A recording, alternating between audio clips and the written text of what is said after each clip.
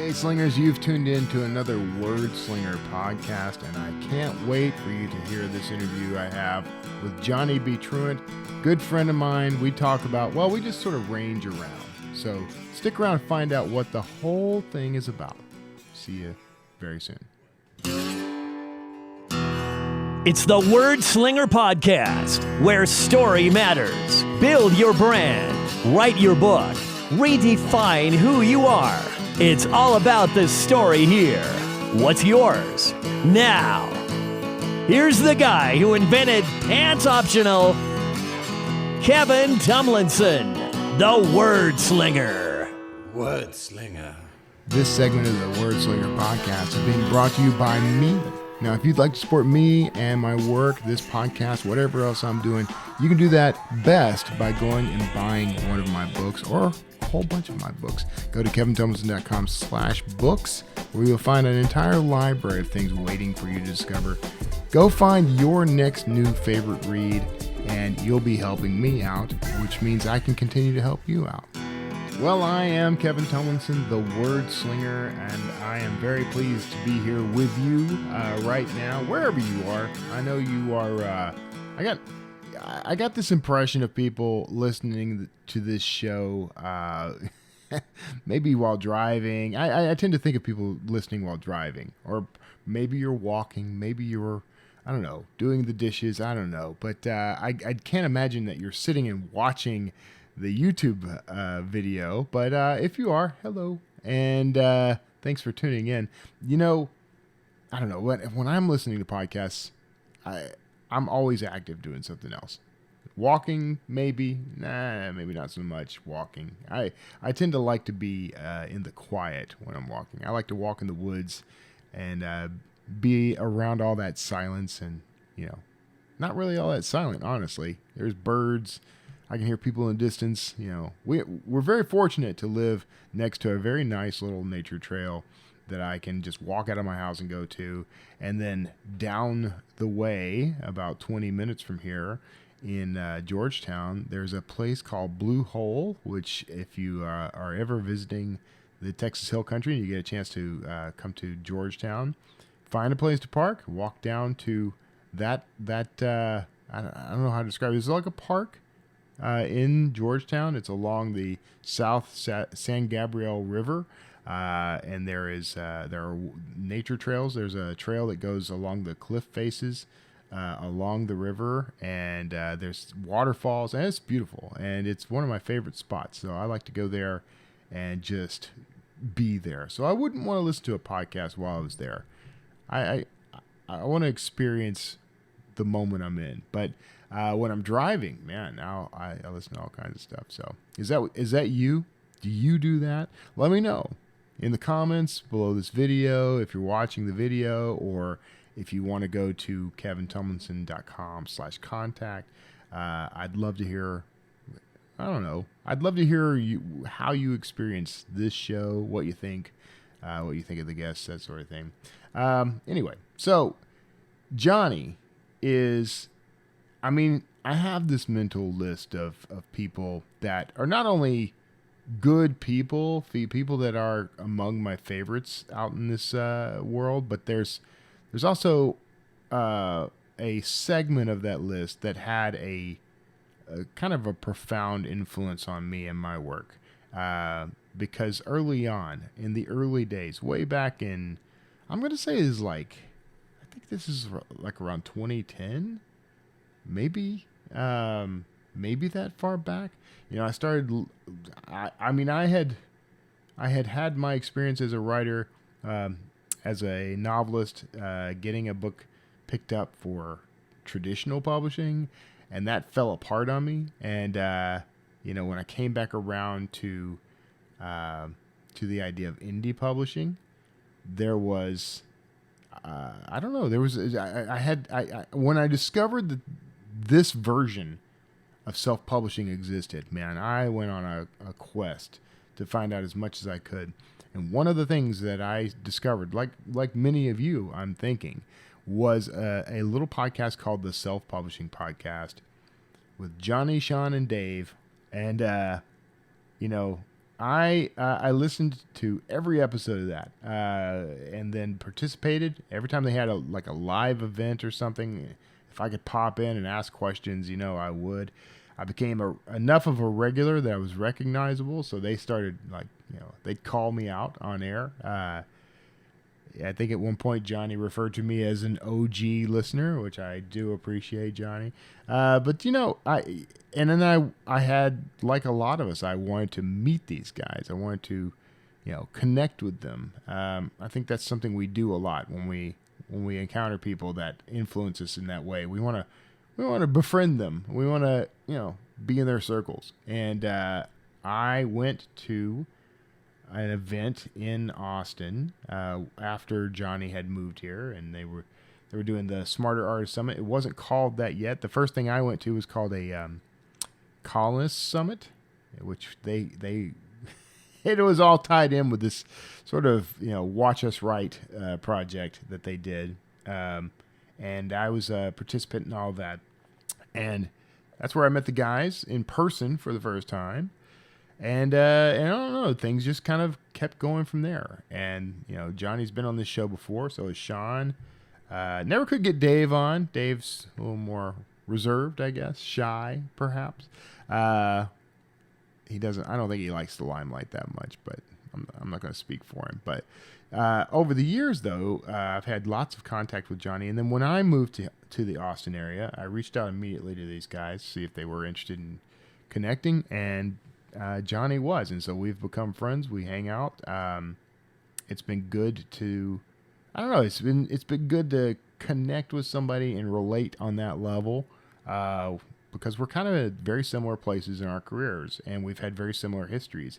But as you're going to learn in this chat, which we're going to get to, I promise. But as you're going to learn in this chat, like Johnny, there's been shifts and changes in his life and career that also parallel mine. And what I love about this interview was that we both kind of decided this needed to be more like a casual conversation between two friends that everybody else gets to listen in on. And my realization from this has been that that's the format I love and want for this show. So I'm real curious. I'm really wanting to hear from you what you think. Because I want this show to be informative. I want it to inspire you. I want it to entertain you.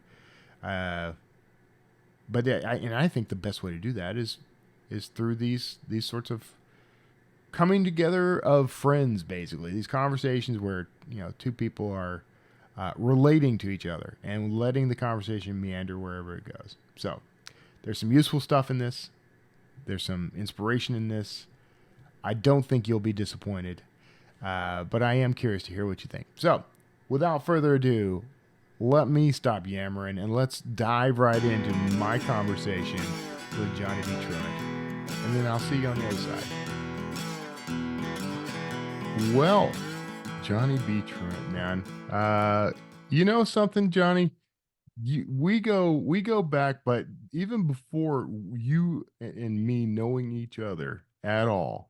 Yeah. There was a time in my life where I've been writing about this a lot today because I'm writing these afterwards for my earliest books, like the first half dozen books I published.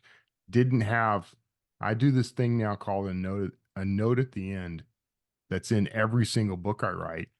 And I didn't have one of those in my original fiction, right? And so I'm writing those, and so I'm kind of going back on that. And I know this is supposed to be a Johnny Truant interview. Yeah, who am I? But you will be there. I promise. We're going to get to Johnny. I promise. But this is part of it, because back in those days, when I'm thinking about this stuff, back in those days, one of the things that I discovered that helped me a lot was the self-publishing podcast with a guy named Johnny B. Truant and his pals. And that's who you were to me forever. And then you've become so much more than that. But Johnny B. Truant, writer, podcaster, you're all the things, man. Many things. To the show. Sorry for Many that things. long intro. I don't normally do super long intros.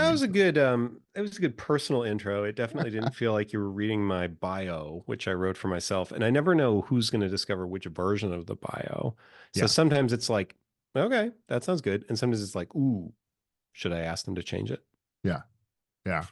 When you write a bio, do you do so do you keep a go-to author bio like on your website that you just draw from that every single time someone asks you for one? Do you go grab No, one? I wish I was that organized. The problem is that I iterate very quickly. And when I get something new into my head, I I kind of just want to get through the meatiest part, like the 80 to 20, which I never know how to phrase 80-20. Like, am I doing the 20 or am I doing the 80? I'm doing the Yeah, small portion that has the big results. And so stopping to like sweep, Sean called this sweeping the floors. Like, I don't do that very often. And bios is one of those. Like, number one, I would hate writing my own bio. That's just really unpleasant. yeah, Number two, they never stay static. They don't stay in one place. They describe a version of me that is in the rear view, yeah. and I can never find out where they are. So half the times I end up like when somebody insists on one, thank you for not. They're like in I go to Amazon, and the Amazon was really out of date. The Amazon was bad. Yeah. So I have to edit it up, and then of course I don't save the new version, and so yeah, it's a mess. Yeah. I so I have my little versions that are here and there. And at one point, because I'm a copywriter and because I worked in marketing for so long, like I had my little press kit and I'd have like my full bio and then a 150 word bio and then a 50 word bio. Like I had all of that very well organized, but now I literally will write a bio on the fly now because what's changed? Not much has changed about me. I That's can cite my exactly the history. reason that I would write one on the fly is the advantages because things are always changing. That's Yeah. interesting. Yeah. Yeah. Well, I guess things have changed. I mean, there's a lot that changed, but you're not the things that change, the things that remain the same are the point. Like I am a writer. I've had bestsellers. I've had awards. Those things get thrown into every bio. Are there key things that you go to when you No, no, because it's always different. So for the longest time, I had to describe myself. Well, there's two steps to this. So for the longest time, I was trying to serve two sides yeah, of a dichotomy. So I was trying to serve like the for my writing for my readers, like as an author writing fiction books. But then at the same time, I had you mentioned the self-publishing podcast. So there was that mhm, whole thing and that whole business and that whole description that was very, very complicated in itself. And when I say there were two phases, there was the phase, the early phase was it didn't register with my brain that they were different things that should be treated differently. And so I just threw them together. yeah. And it's shocking how I didn't realize that maybe I should tailor the bio to what people actually would care about in a given venue. I think that's actually a very smart approach to it. I didn't really consider it that way, but I think I maybe do that by default, by instinct, because it does matter what the venue is. Because I mean, I have a bio that applies for when I'm speaking at a conference, and I've got a bio that applies if I'm being interviewed as an author on someone's podcast. So that's two different contexts. I think this must come from some form of self-centeredness. It's the only place it could come from, or obliviousness, because I think that the underlying belief that causes me to do that is that everyone must be interested in everything that I do. I don't know. It's all interesting to me. Yeah, And so just as an example, when I launched my Substack, which was not like yours is largely fiction, mine is talking to authors. It's a yeah, nonfiction site where I can like espouse but not even really for authors. It's more like artist philosophy, kind yeah, of in a weird way. And one of the first things I did was told my fiction list about it, thinking yeah. they'd come over in droves. Of course they didn't come over in droves. Of course they didn't remotely care. That was the challenge I had earlier because I'm there's two sides of me or have been traditionally. And there's more facets than that. But the two things that I'm known for are I'm either the author, writer of fiction, or I'm the wordslinger, or the influencer, or whatever you want to call me in the indie author world. And so I have a mix of both in my audience, in my readership. But which audience do I want to aim that Substack at? You know, Right. and you went with an indie author. Why did you do that? I'm like, I'm really curious because you have a large readership. You've got lots of fiction. You've got one of your series is sci-fi has a SyFy Channel series based on it, which we can talk about. But Yeah. like, what made you decide to focus on writers with the Substack, though? Uh, I don't know. It's just what came out. I think that when I've written in that kind of a venue, when I've written publicly, I can't think of a time that I've written for writers in that venue. I've always written to writers, not writers, readers. Hmm. I've always written to readers privately. I've always done it via my email list.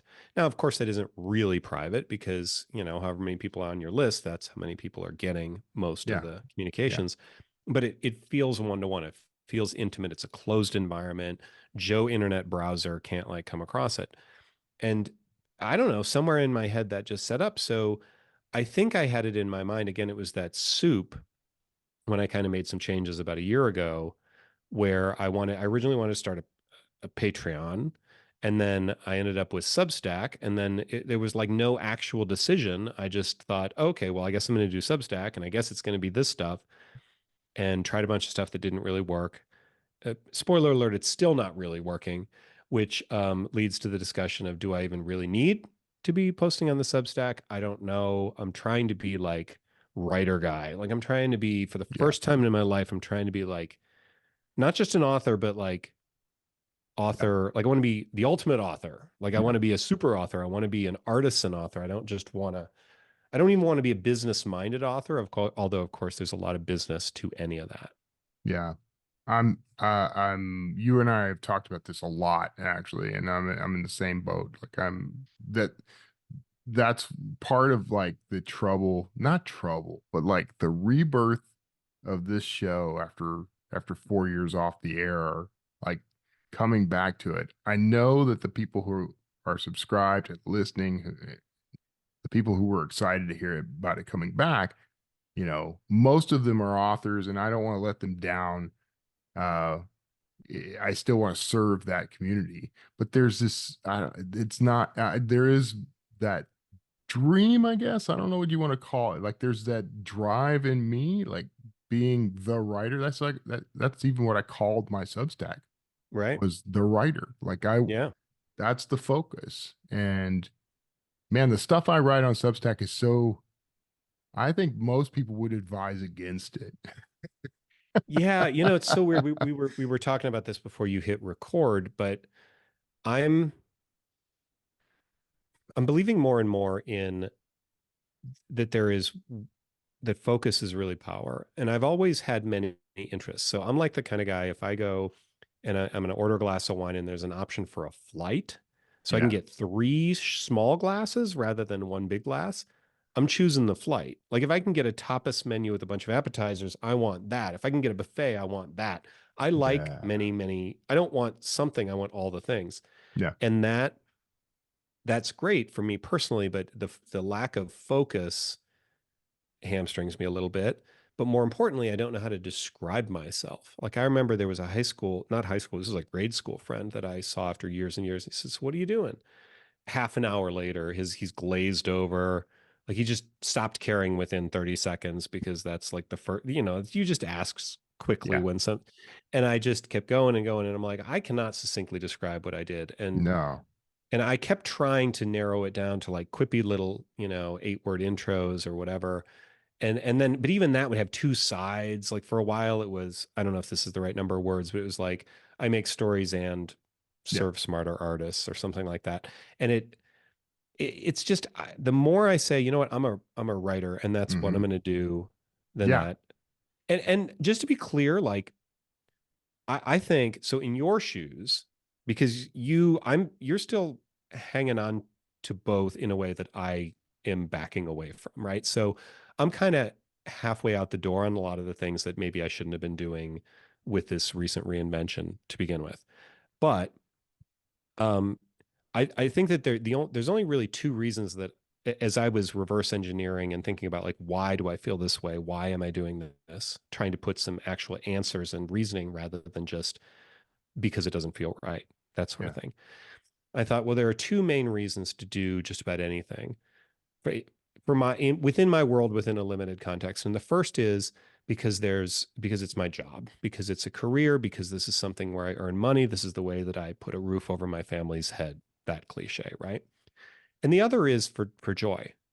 Yeah. But I think that those need to be in proportion. So I actually really love being out in the author community. I love talking to other authors. I love serving other authors. When I was at the last 20 books conference, you were there for a few of these. There were people that came up to me randomly when I was doing something else Yeah. and thanked me for their careers. Now, I'm not going to take the credit for their careers, but in their eyes, it's like, oh, your advice on the self-publishing podcast or Smart Artist Summit really helped. And that's great. Like number one, it feels really good. But number two, to know that I made a difference in people's lives is nice. Yeah. But it needs to be proportional to the input that I'm putting in. Yeah. And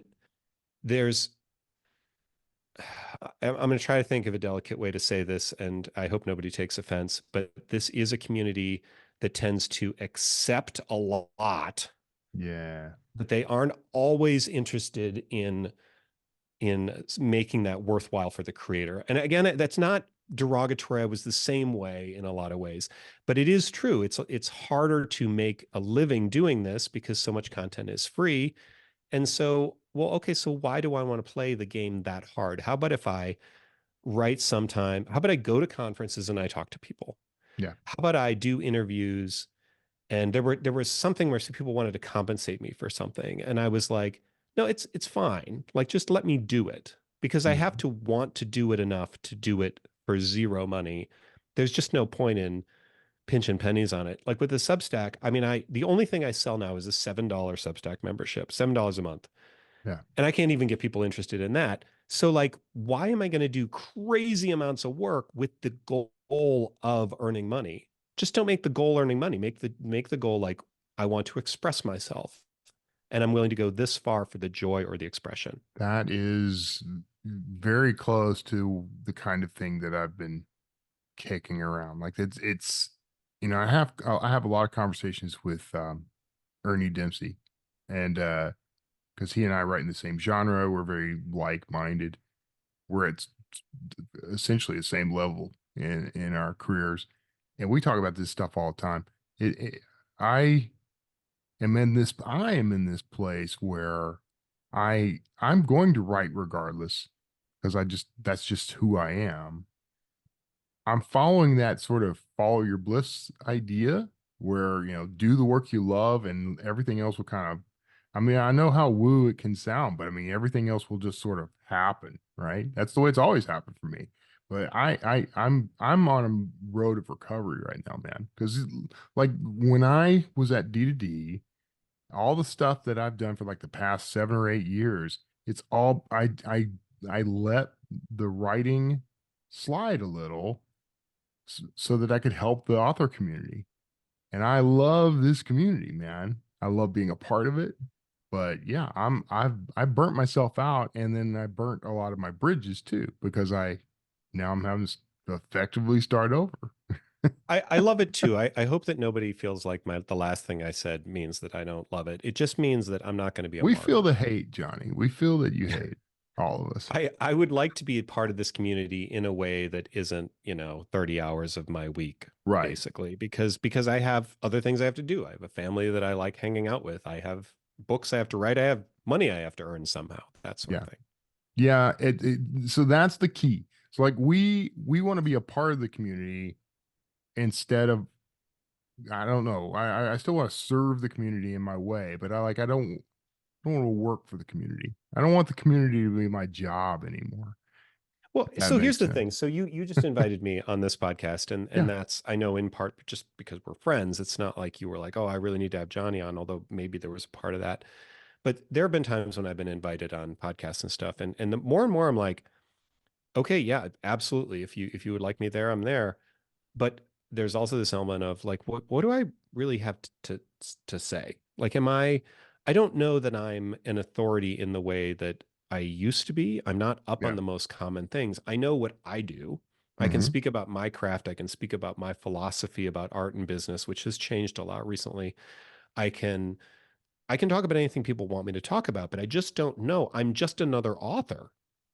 Like See, I'm that's the not. thing. I think that's what's been missing, man. I mean, I think that one of the things that's been missing in this community, in our sources, like we've got plenty of sources for the how to, right? Like Yeah. if I want to know how to run Facebook ads, man, I got my pick. I can just type that into YouTube, man, and I'm gonna get everything I need. All the stuff when we started, you and I started in an era where all that was rare and just did most of it didn't exist, you know? Yeah. So, but now, this is that artisan age thing that I talk about that you and I have talked about. We have similar philosophies on this, but like we're kind of at a point where we can dial back and let's just be writers. Let's just be, but I think the community itself needs that. It needs examples of that. It needs people, it needs to be able to look and say, Johnny's doing it, Kevin's doing it. I could probably relax a little and do it too. And I do hope that I can provide an example in that way, because that's actually something we talked about this a lot when we were at 20 books, yeah, when we were both there, was this, what's happening with the small author these days. yeah, Somebody who has either been at it for a while and they can't make it work, or God forbid, somebody who's brand new and they come in with the bright eyes and they're, I'm finally going to write my dream, and maybe I'll start small and grow up, but it's fine. Like, I just want to get this book out. And hmm, then they go to a conference and they see that the prevailing wisdom is, well, you got to write a book every other week, obviously, because how else can you keep the interest of the KU algorithm or whatever it is? And then you have people that come out and they're like, I'm using AI to write, 6 books this yeah, week. I mean, right. I think I'm only being mildly hyperbolic with the way some people use AI. You're And I you're you're undershooting it actually, yeah, by a lot, undershooting by it, and I'm not, thousands. no judgment. I know it's not for me, but I just wonder about that person coming in who looks at that and maybe they haven't really felt it, and that's Hmm. the advice that everyone's given them, or the advice that's in the air, and they just go, well, why even bother? And Yeah, that's like, you just watch a dream die. yeah, And so this, and I talked about this on that post I wrote for Russell's blog for the author stack. um, we're entering the age of the iconoclast writer was the title, if people want to look it up. And it was about this, like, maybe the 1,000 true fans approach is the one that will work for everybody. Now, is it easy? Not remotely. mm, Does it take way more, like way less distance? Like, you need to be front and center. You need to be fully exposed, fully yourself, fully and authentically your voice, your art. But it's more sure for the right kind of person than trying to fit into, I'm going to do a churn and burn sort of thing. yeah. What I worry about, because all of us want to do this to make a living. Like I don't want to just write and throw it all into the void. Like I want people to read it and I want people to pay to read it. So that's the challenge there is like, how do you balance the need for revenue? I mean, you need money When as you want people to unfortunate. not just Yeah. pay for it, but value it, right? Well, that's the key for me. Yeah. I could probably, I'm just going to put this out there. Like we know of a way where you could just churn stuff out and you could make a living just by sheer volume. And it doesn't even have to be good. It doesn't even have to be edited. I mean, there's people who are making their living who I don't think they even know what editing is. And they've got covers that are terrible and but their game is on point when it comes to like Facebook ads or whatever they're Right. using to draw people into it. So it is possible to make a living with Drek. Um, but that's not what I got into this business for. That's not the dream for me. And I think that's the right Yeah. approach too, is it's not, I mean, again, I would not do it, but I Yeah. am not saying it's wrong. It's not the joy. There was an epiphany moment, I don't know, 6 months or so. And this should have been like something that was really obvious, but 6 months or so ago, I kind of went, oh, I like to write. Yeah. That's why I'm in this. I don't like to have books or to have things for sale or to get reviews or to even get sales. I like to write. Yeah. The writing process. Now, like you, I don't want to write and throw it into the void, but that's what I want to do. So the idea of trying to game that and not make the best product that I can is it's just not interesting to me. Yeah. I And also I think don't that that's want, what you need. I don't want my life or decisions to be dictated by algorithms, like, Yeah, that sharecropping approach. yeah, I'm exhausted by it. I've done it. I have worked at that.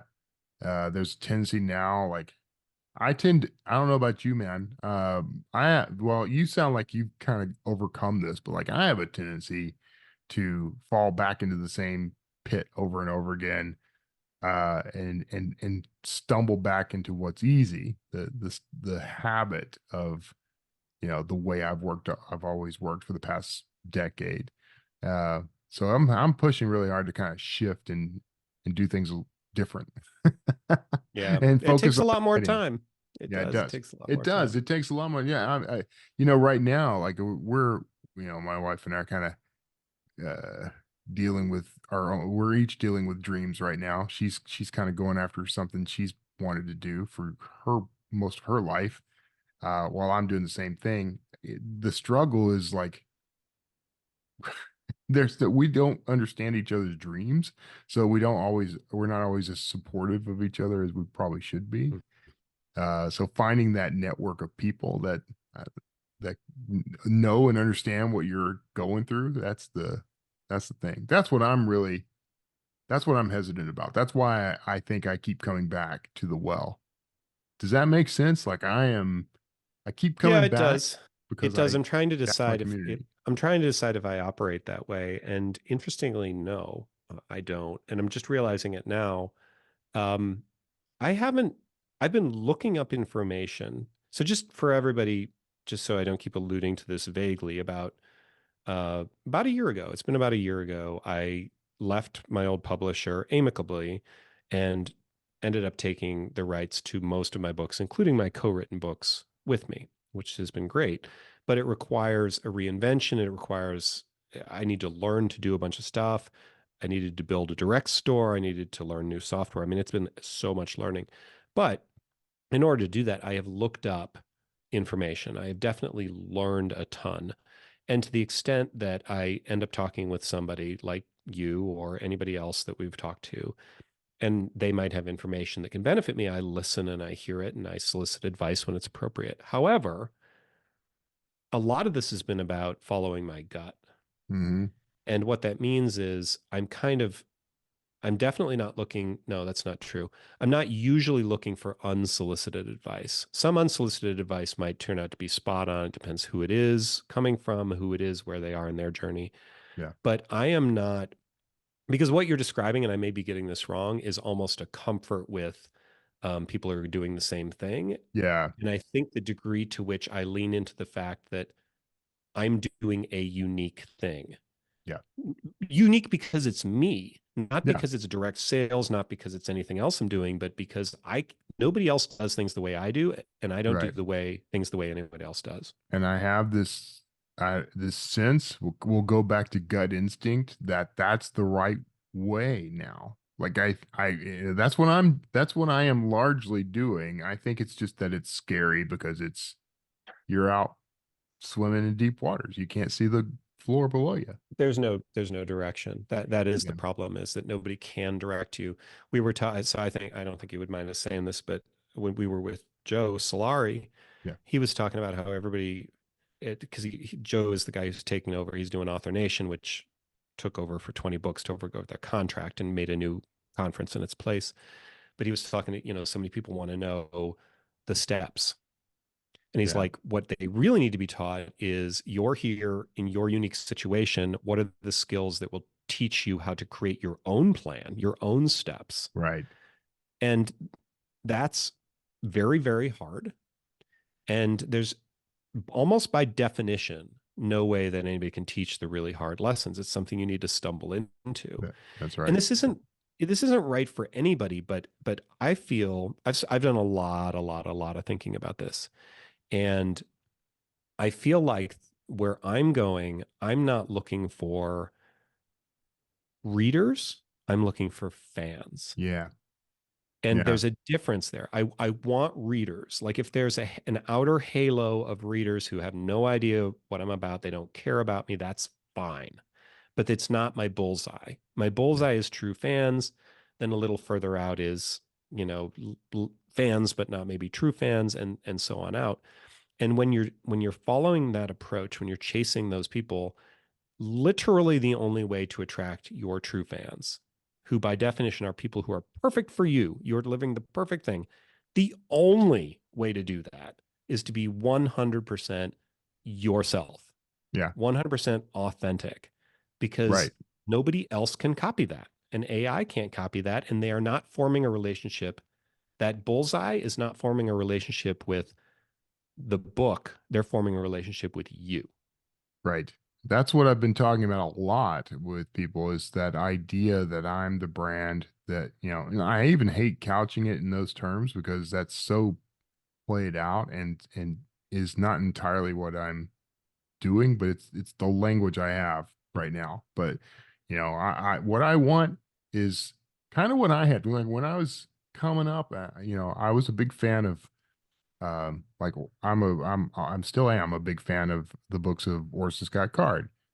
That dude could write literally anything, and I would have read it. And I mean, if I mean if he were on Twitter, I'd probably be following him. I'd probably hate everything he writes, but um, the Oh, thing that's right, because is, he's a little problematic, isn't he? he's kind of problematic. I know that some people think that I'm also problematic, but yeah, he's got his own bit. But the, What if he did something totally unrelated to writing? What if he did art? What would you think? like if I were a fan of him as a painter, is that? No, no, no. If you're a fan, now you may not be a Oh, and he true fan. pivoted and started doing something Not else even entirely. pivoted. What if he just said, "I made a painting and the prints are for sale," and it was like not repulsive to you? Would you be interested in it, or would you If I say, was, "No, I'm interested in the books"? yeah, that's a good question. That's a very good mental exercise because I think I would be intrigued and probably more likely to consider buying that. Now, I'm not a person who buys art, so that wouldn't be but like if I will say he's done poetry, music, and like I think he's done some like short films, and I have no interest in any of those things. So that may be telling. You might be a fan, not a true fan. So the That's reason that I'm true. asking that is because I've already made this argument inside my head, so I might as well borrow it here. There is exactly one person of whom I am a true fan, and I keep telling these stories because I keep hoping that he'll hear one and we'll become best That's buddies. very sweet of you, Johnny. I It's like you too. it is Austin singer-songwriter Bob Schneider. I'm Yeah, sorry. Bob. I knew you were going to say Bob Schneider. And I just love Bob. I see him perform about once a month, sometimes twice a month, and Yeah, he feels like a very close match to the creative mind that I have in some of the things he does. yeah. So, and so I was thinking, like, in trying to understand true fandom, in trying to attract my true fans, I said, what I could only look to my example. Okay, so this is an example where I'm the fan. Hmm. What does that mean? What is it that attracts me? Why? Because, and I apologies if you've read the article I wrote about this, but I went through a whole thing. I was like, well, I mean, the most obvious thing is that I like his music. Well, yeah, but I like a lot of music. And it's not like this is like, it's not like it's not like it's like special in some way that literally nobody else is. It's not like Yeah, it's incredibly intricate or, it's good. It's really good. But it's not the music that gives me this sort of over the top fandom because it yeah. just doesn't make sense. There's not enough there. But I mean, I'm like on his Patreon, I'm on his secondary Patreon for a podcast that he does.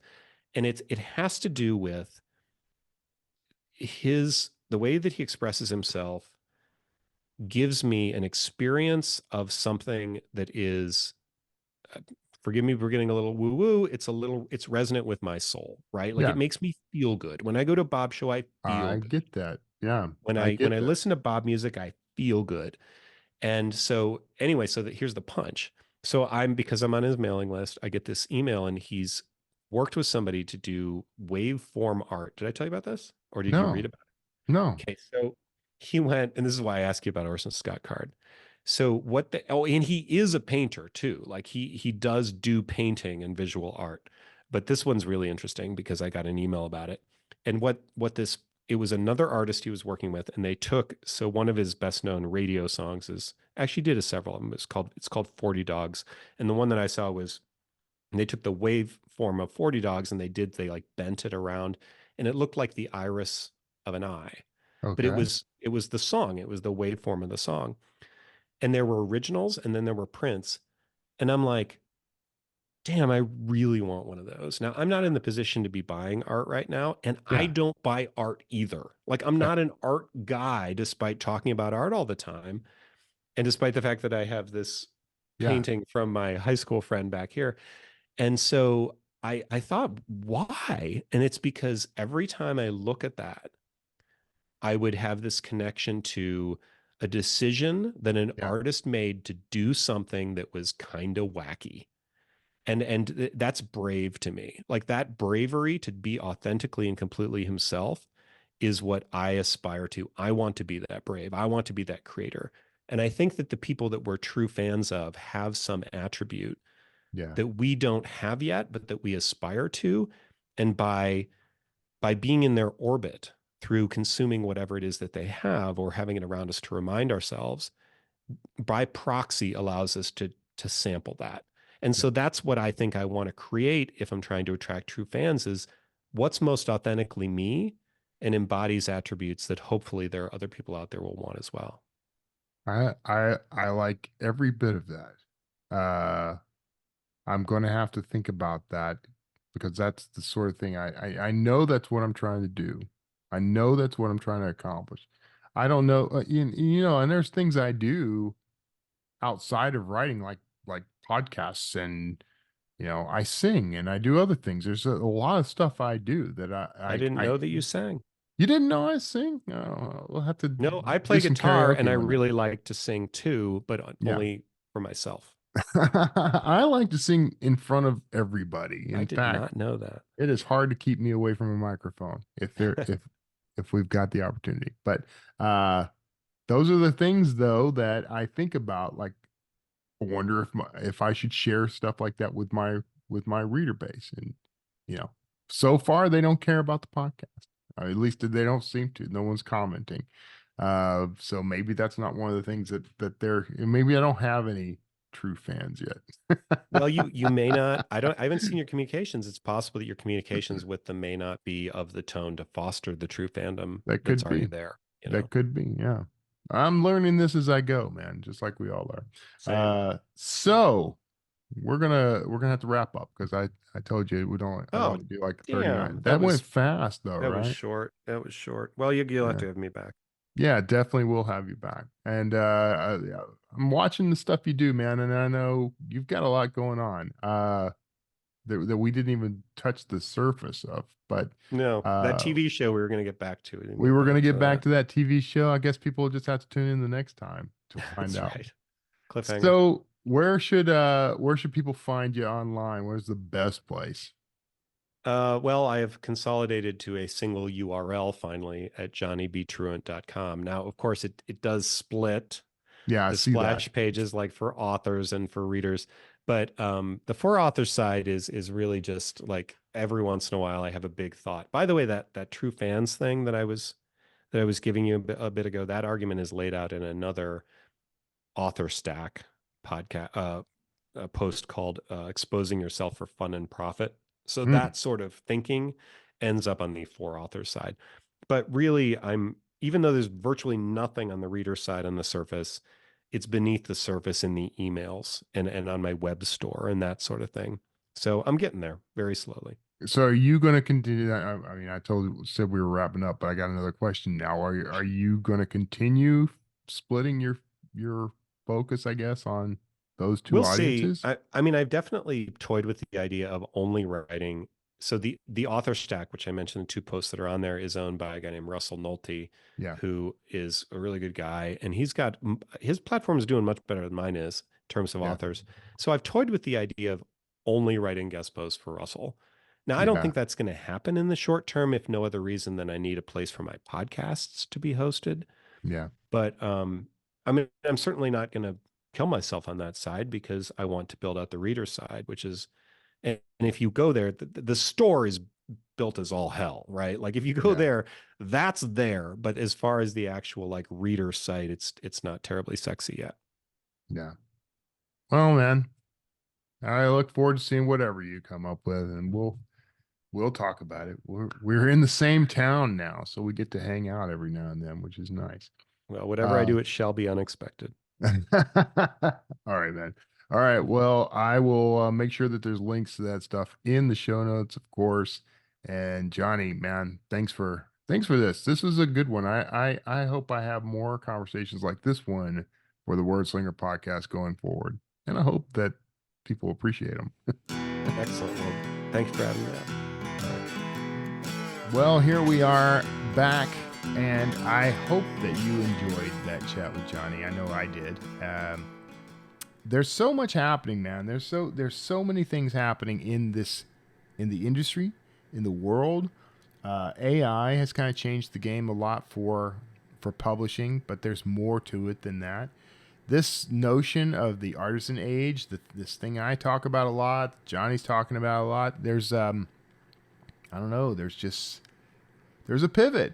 There's been a pivot, and it's a little hard to describe. But that, I think, is my job to describe the new world that we're entering into, the way publishing will function going forward for a time at least, and our role in it.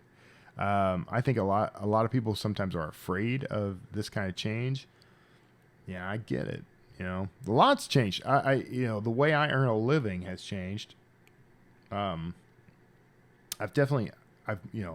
moved on from some things that were stable, and I'm now in a sort of less stable reality. But what's fascinating is to sort of see how things are playing out and discovering some of the advantages I had that I don't think I fully realized were there. It's a new world. It's a brave new world, a bold new world. And I am really thrilled to be a part of it. I hope you are too.